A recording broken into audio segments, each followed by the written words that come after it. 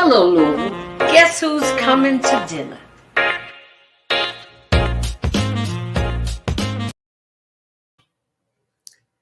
Well, it's Guess Who's Coming to Dinner, and I'm back with our very first show of the new year. I thought I might go live since I was talking to our guest and noticed that I had not gone live, but that's what happens when you're the producer and director doing something that's still kind of new to me. I've been at this for about a year.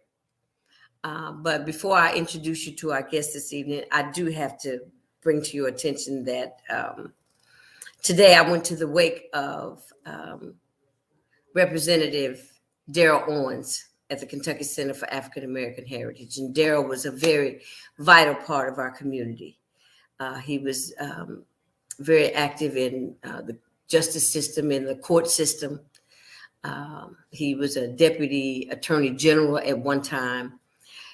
Daryl had a long record of service to our community. I got to know Daryl because we were neighbors. I moved down on 47th Street, and he lived right in front of me, and we became neighbors and exchanged dinner invitations to each other. And he was quite a character, he and his lovely wife, Miss Brenda. But our heartfelt condolences go out to the Owens family. We will miss Daryl tremendously, and the community mourns his passing.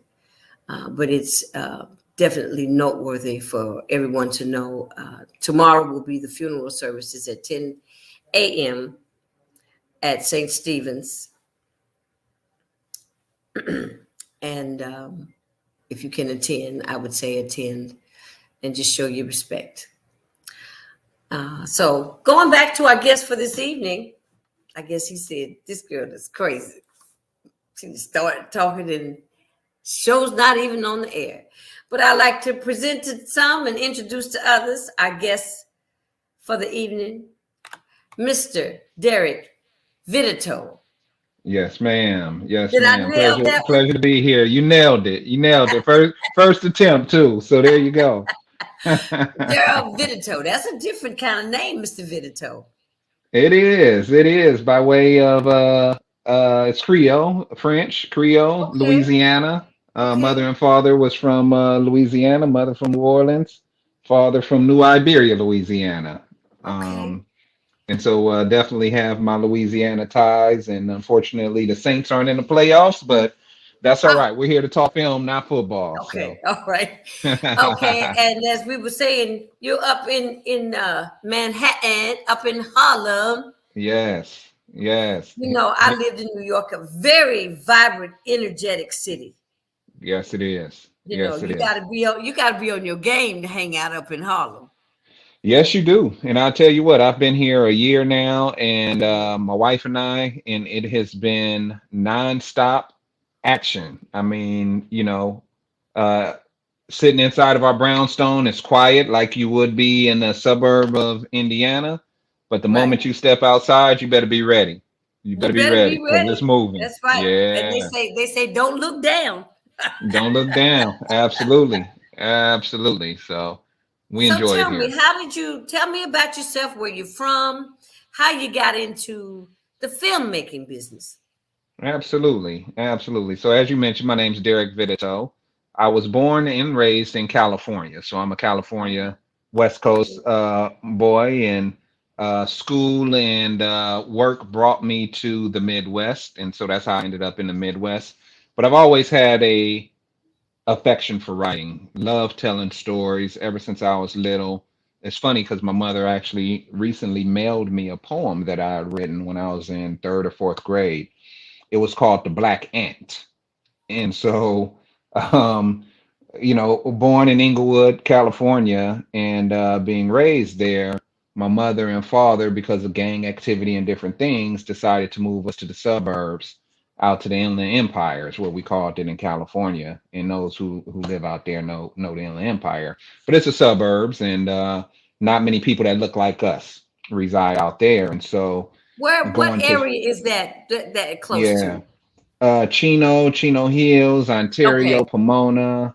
Gotcha. Rancho Gotcha. Cucamonga, all of that. And so not many of us are represented out there. You Right. can find some peppered out, but especially at school, right? At school and Mhm. in high school, um, you know, being around all white students, I felt out of place, especially coming from Inglewood, Los Angeles area. And so I wrote a poem called The Black Ant. And it was just me expressing myself uh, through writing about my experience being at an all white school. I felt like a small black ant, and I had Oh to wow. navigate my way before getting crushed on. So, I always told stories from a young age. When Borders was around in the early 2000s, I was writing novels. I have two fiction books. Borders went down, which hurt, all authors who self-publish. But I always was told I had a gift for writing dialogue. And Okay. in doing that, I said, well, let me give this screenwriting an opportunity and see how I can write dialogue, but also be descriptive enough to make it come across screen. And so that's what I did. I learned the art and the craft of screenwriting, went to a couple of classes, Hmm. and really studied the craft. And in doing that, I wrote my first script, which was called Anathema, and I produced it. So when you talk about wearing many hats, I wore many hats in that, right? So it was an Hmm. independent feature. I wrote it, directed it, produced it, did location scout, whatever it may be. I Yeah. had to wear all the hats, and I'm proud of it. I'm proud of Yeah. it. We actually renamed it, and it's going to be released here in the next couple of months on Amazon Oh, wonderful. under the name Forsaken Son. And so that'll be Forsaken my Son. Forsaken Okay. Son. So that'll be my first movie project that hits, the Amazons, and people can go out and watch So it. So you I'm have to really, come back on right yes, before ma'am. release, okay? I And would love that. we'll do a big promo. We'll blow it up for you. Love that. Love that. Yep. I would love that. So I'll let you know exactly when that came on. But, in my research and doing film, I just came across the story. I've always loved horses, I talk about football. I played competitive football. That's how I moved out to the Midwest, got a football scholarship. So the whole competition element always has been intriguing to me. And so when I heard about the story of black jockeys and how we dominated the world of horse racing Right. in the late 1800s, I said, well, why hasn't this story been told? Right? Why? What's the secret? What's the secret sauce? Right. Oliver Lewis was the first jockey to win a Kentucky Derby in 1875. Well, why Okay. isn't that story being shared? What's the problem, right? We won 15 out of the first 28 Kentucky Derbies. Why isn't that celebrated? When we watch a Kentucky Derby today, why isn't that mentioned amongst all of the white jockeys or Latino jockeys that you see and the white horse Hmm. owners when we dominated this sport in the late 1800s, right? And Right. so as I started to peel back that onion, there's many reasons why we kind of faded out, and I don't want to give away the story, but a lot of it had to do with governmental laws that came into play, separate but equal, that kept us off of the racetrack. And when money's involved, and at that time, it was white horse They owners didn't want us wanted to white. have none. They didn't want us to have none, exactly. And so white horse owners wanted us off the track and keep money in their family. And so 100 years later, here we are, right? 120 years later, here we are, right? And we Okay. haven't won a Kentucky Derby since, 1901, 1902. I mean, we don't even have a face in the Kentucky Derby right now. There's a couple of brothers right now who own horses, but not many jockeys that are out here sitting on the back of horses and riding them to victory. And It's so kind of through, sparse. We've had a yeah. few. I say within the last 20 years, Hmm. maybe even in the last 5 years, though, Derek, we had at least one black jockey in the race, Hmm. Hmm. in the Yeah. Derby. But I Yeah. mean, as far as it's kind of like that, we were weeded out. Yeah, absolutely. Absolutely, we're weeded out.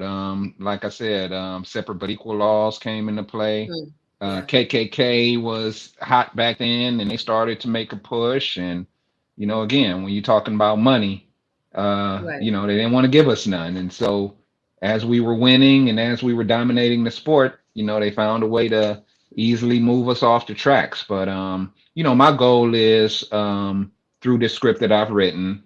It's called Jocko, and it is the Oliver Lewis story, right? But It's that's the who another story? problem. Oliver Lewis. So Oliver It's Lewis was the Oliver first Lewis winner of the story. Okay. Kentucky Derby in 1875. But Okay. what you will find, and I've done probably 10 years of research on this now, there's not much history on Oliver Lewis, right? Ah, You'll find one picture in any library, news articles, you're going to find one picture of Oliver Lewis. There's okay. not much history at all about this man and what he did and meant to the world of horse racing. There's a Mm-hmm. lot of material out there about individuals that came after him, Hmm. the Isaac Murphys, the Right. Jimmy Winkfields, those individuals, but nothing on Oliver Lewis. And so what I did, Miss Miller, and my script, Jocko, was it's the Oliver Lewis story, but it's a story of all of our people, all of the black jockeys that I combined into one story, inspired by true events. And I walk through, what black jockeys had to experience up until, winning the first Kentucky Derby. So I'm really, really excited about this project. Like I said, I spent a lot of time, a lot of energy making sure that I got it right, doing research, coming to Louisville, going to Lexington, traveling the state of Kentucky, talking to so many passionate individuals. When I tell you people of Louisville, rock, Louisville is ready for this. Louisville is ready for this. There are some Oh passionate yeah. individuals who feel like this Anything that story puts should have us been on the map told. that's positive, because now Yeah, we've been on the map recently, but it wasn't positive. But this yeah, is something that I was excited about because Miss Marjorie was yeah. sharing her involvement with you. Your light went out or something. Oh, yes, ma'am. Yes, ma'am. Okay. Yeah, Miss Marjorie has been great. She's been great in connecting me with you and the city of Louisville. So, thank you, Miss Marjorie, for all of your energy and passion as it relates to black jockeys and ensuring that this story is told. So we're looking at a black jockey perspective, but you're going to also kind of hone in on the black derby from the derby from a black perspective, kind of Absolutely. sort of. Okay, tell me Absolutely. about Yeah, that. the Derby from a black perspective, and coming out to Louisville, you learn so much when just talking to individuals about their Hmm. experience with the Derby, right? And Hmm. how, you know, there was a race that's not the Derby that most of the blacks attended in Kentucky. I forget the name off of it The right Oaks, offhand. The the Oaks, Oaks. That's the yep. day before Derby, Yeah, and yeah, that's in the which race where the fillies run. yeah, yes, ma'am. So Yes, ma'am. all the women really, especially the black women, we were Oaks Day sometimes because Derby tickets got to be kind of outpriced for the average person to be able to attend Derby, but most people can still afford to attend. But the Yeah. Oaks was the day before, and it was just Yeah. as festive, and it got almost as big as the Derby. So Yeah, they've gone back from Friday. Now we've got a Thurby. yeah, We've gone to Thursdays now. There's a race on Thursday. I'm like, come on. So yeah, eventually, probably going to be a whole week long. absolutely, absolutely, and that's what we need to get back to, right? Creating our own, having a venue where we can celebrate and uh, have the mint, what's the drink Mint that juleps. mint That's juleps and got and to all have of a those mint things. julep. Got to have a Yeah. mint julep, right? And so that was our race, right? And the Derby, and from what everyone tells me, we had to go and work, right? So we were working at the Derby. We really couldn't celebrate, couldn't have a good time, Right. do all of those things. And so I want to tell that story, right? But I Okay. also want to tell the story of sacrifice because the Japanese had to sacrifice a lot of things, Hmm. um, bravery, right? Because you had to be brave in order to go against the enemy, the competition, right? You Right. had to be brave back then. And then I think success, right? And show us in the light that really highlights the fact that we were successful. We were successful at what we did, riding horses. And most people will say, well, that's not a competitive sport. Well, yes, it is, right? You have Yeah. to be physically in shape. Legs have to be strong.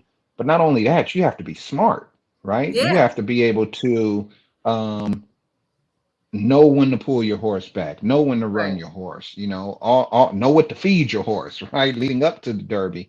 And so I One capture wrong all of that in the move could script be Jocko. life threatening.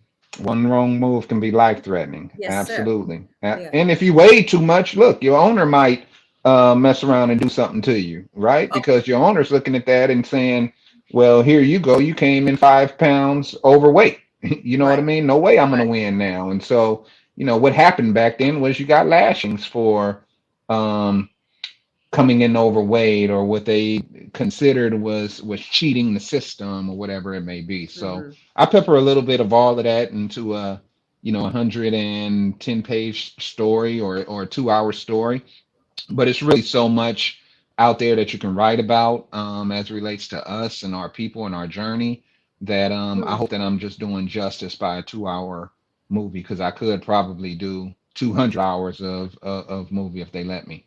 Well, when this show is over, you and I go have a little chit chat when we're not live and everybody can hear our business. But Yes, ma'am. what I want to say, ask you, I want to take this. I want to get your perspective. So when you film this Hmm. movie in Louisville, now you know we've got the film commission has brought back the incentives to Louisville. You Yes. know that. Yes, ma'am. You know Yes, about ma'am. that. That you've got a I tax do. incentive to come and do your film in the Yes, state ma'am. of 30 to Kentucky. 35%. There you go. Absolutely. Absolutely. Absolutely. Absolutely. Um, Yeah.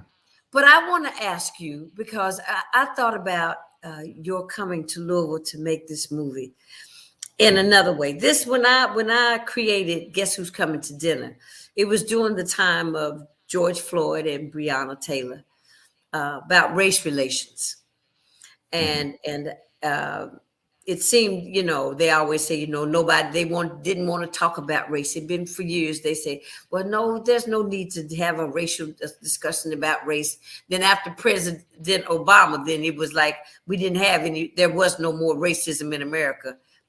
Go figure.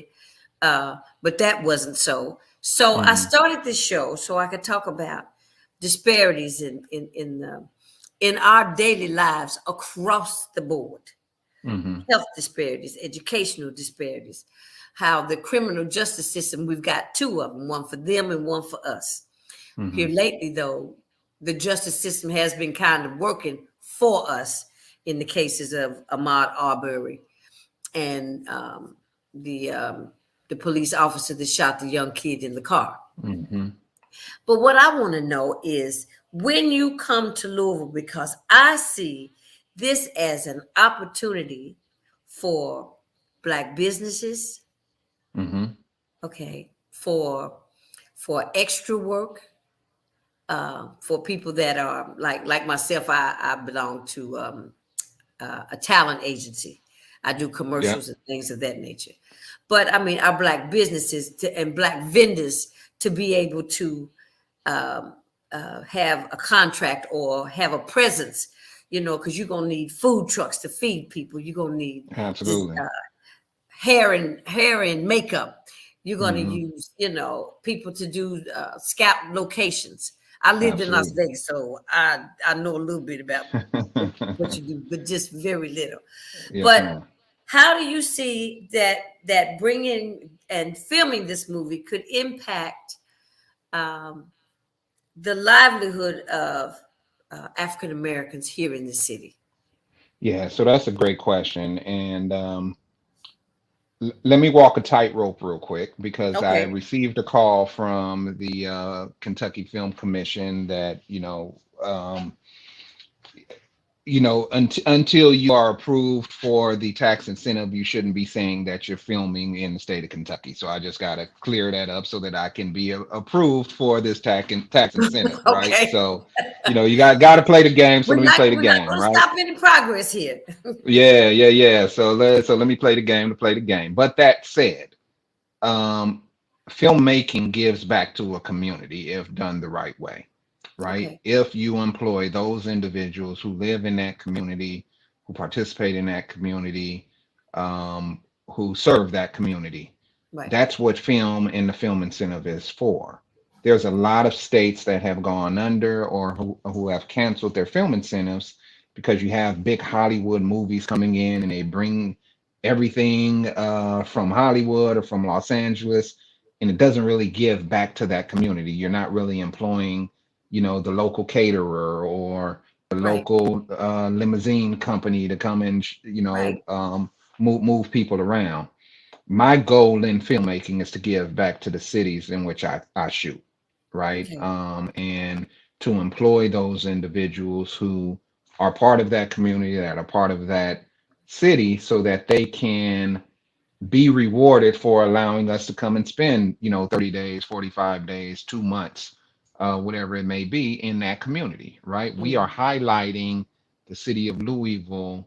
And with everything that has gone on, it's time for something great to come out of Louisville, something that people can talk about and put a smile on their face and be excited about, right? Right. As opposed Right. to the other thing that, unfortunately, has been, at the front stage of conversations in Louisville. So that's my goal, Miss Miller. Is I really want to give back to the community in which we shoot, and employ, individuals Right. who can be part of the production, whether it's um, actors or stand-in actors, cinematographers, production managers, whatever it may be.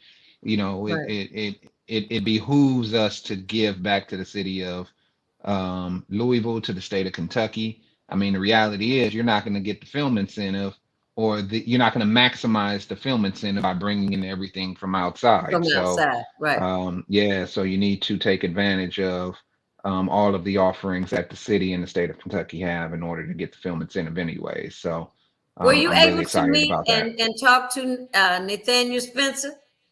It's my man. That's my man. Oh, Yeah, I met Nathaniel. all He's a right great then. All guy. right, you on the right track. Yeah, he's a great guy. Actually, I need to return a text from him not too long ago. But yeah, he's the one who has done just a fantastic job. When you think about the film commission and the individuals that are sitting on a commission and who's part of that community and wants to be a part of it, it's individuals like Nathaniel who have that passion, right? Right. Who have that commitment to bringing films there to the city of Louisville. And look, when me and that brother hit it off, we connected right off the Yeah. bat, and I look forward to working with the young brother. Really do. He's finishing up the editing on a documentary about, Okay. look, it was a documentary that started out to be about my life. You know, Okay. you don't know much about, you don't know anything about me probably, other than I had this podcast. But Yeah. I'm a jazz singer Okay. for over Okay. 50 some years. And Wow. it started out to cover my life, and most of my adult life I lived in Las Vegas. Mm-hmm. So, but at the time when we started to do the documentary, I was my caring for my mother who acquired dementia. Yes. And at the end of the movie, the movie started out about Janice, but it ended up about Miss Emily. Okay. Okay. It ended up about my relationship with my mother and Mm-hmm. how I meshed my career. I actually put it on hold, and it Right. was fine. I had a good run at it. 50 years. I'm Mm-hmm. not finished, but I could say my mother was more important than me worrying about getting a gig in a club, or you know what I'm Right. saying. Absolutely. Just I've been all around the world, lived in France, for 5 years. I've done some things. Let's put it like Yes, that. ma'am. Yes, At the ma'am. end of it, Nate said, Janice, this is not just about you. This is about your mom. Right. And I said, I don't have a problem with that. Mm-hmm. Okay.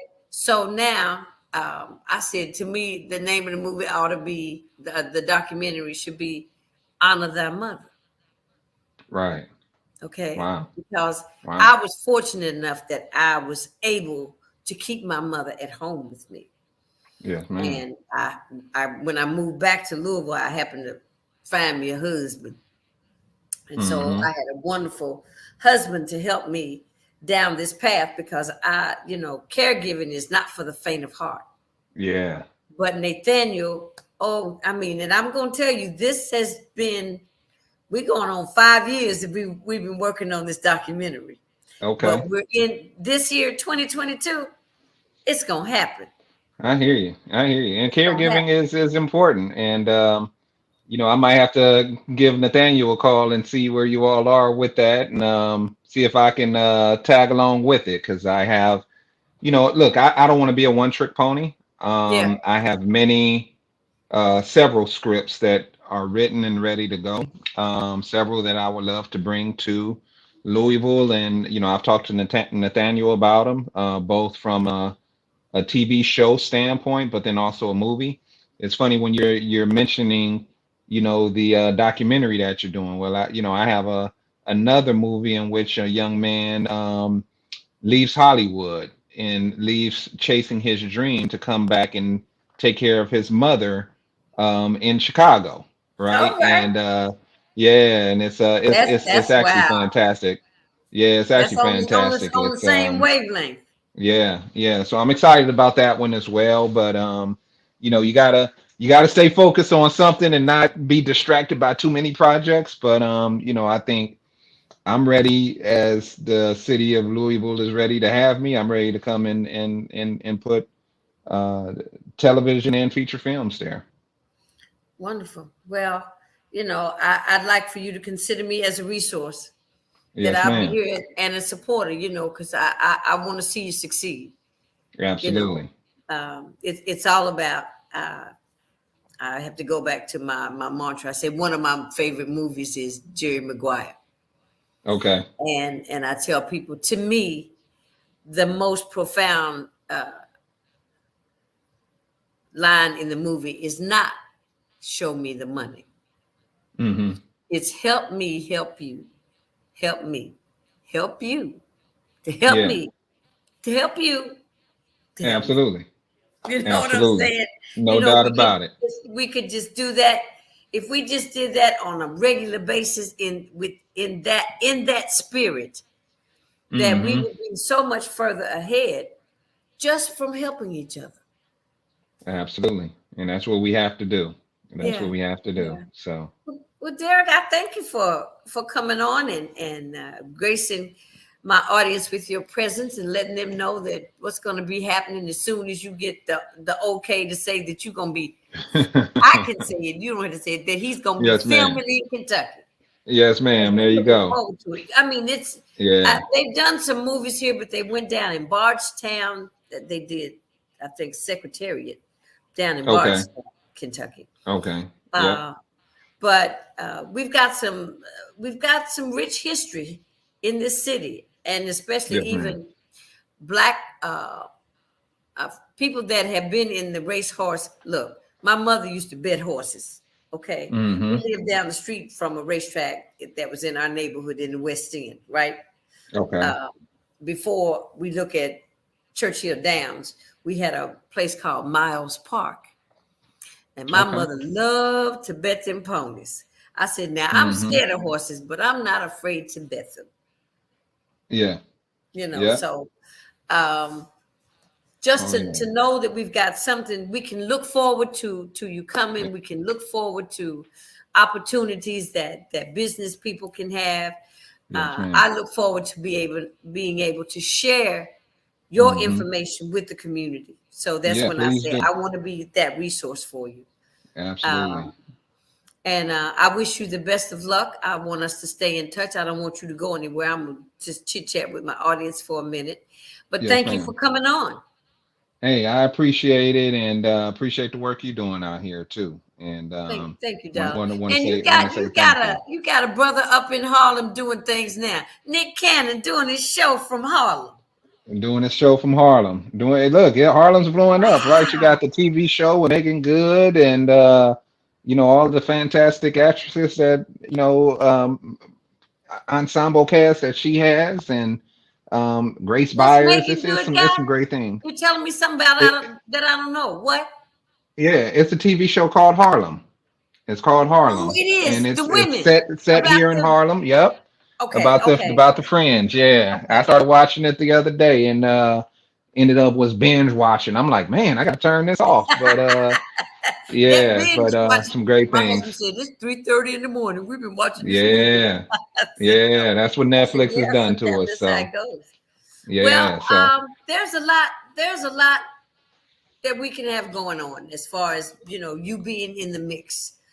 yeah, Um, I look forward to it, and yeah. I know Nate looks forward to it, and you'll be received with open arms. It's a very warm city.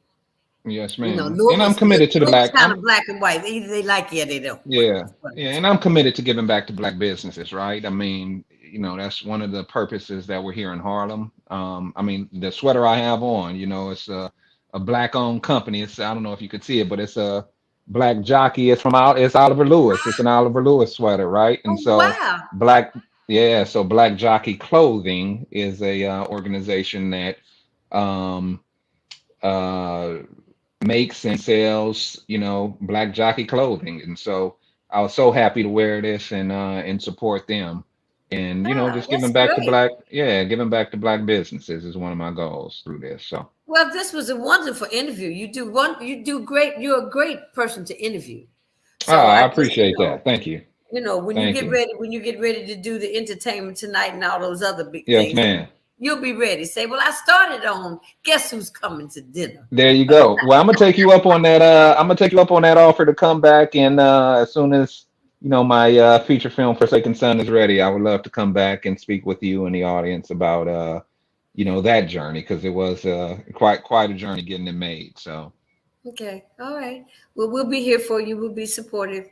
It's dinner time, it's dinner Derek. So time. go have dinner, and we'll Yes, see ma'am. you next time. Take care of yourself. Wonderful. Be Stay where blessed. you Thank are. you. Don't move. Yes, Don't ma'am. click off. You stay Oh, there. I'm gonna take you out. All right. We're gonna have a movie in the city. Hey, Muhammad Ali. I say Louisville. I used to say Louisville was known for four things: Kentucky Derby, Muhammad Ali, good whiskey, and me. So voila. So then now we're going to be graced with having a movie about black jockeys.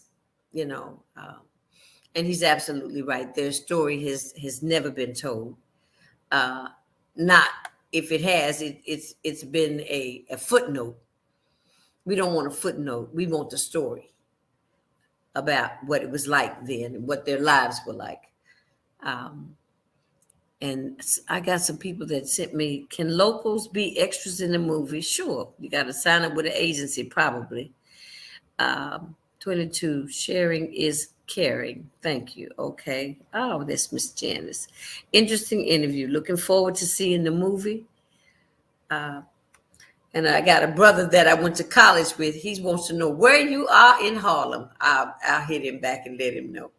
But I hope everyone enjoyed uh, the show this evening.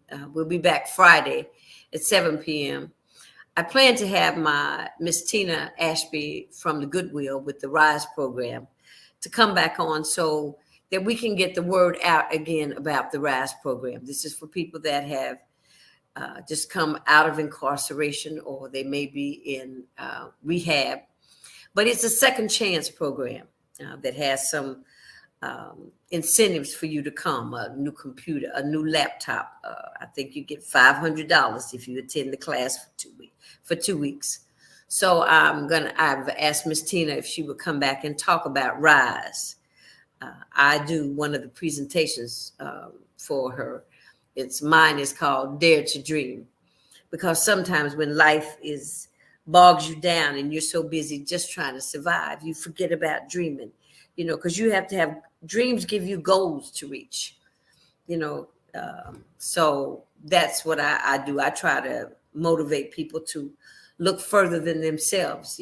What is it that you think that you want for your life? Is it in this city? What is your ideal job? Where's your ideal place to live? So dare to dream, step out on faith. And you've got to be courageous to do some of those things. But all of it kind of starts from a belief within yourself and God. You got to have help. You can't do none of this by yourself. And back to the pandemic, please. We are getting ready to have to learn to live with COVID-19 and all its cousins. Because they got a whole bunch of cousins. They call them variants, but they ain't nothing but a bunch of cousins. Okay? We are going to have to keep masks on. We are going to have to socially distance. Kids are going to have to do some NTI. And people are going to have to get their shots. Now, this will stop. This can slow down and it can be eradicated if you get the vaccine. 1, 2, 3, and maybe 4 coming up. So there, I said it. I don't know what people's problem is. You know, it just really is ludicrous. I would rather take something to give me a chance in saving my life than not take it and know that if I don't have it, I could actually lose my life. Makes sense, folks. Come on. All right. It's dinner time. Guess who's coming to dinner? I'll see you on Friday. Okay. All right.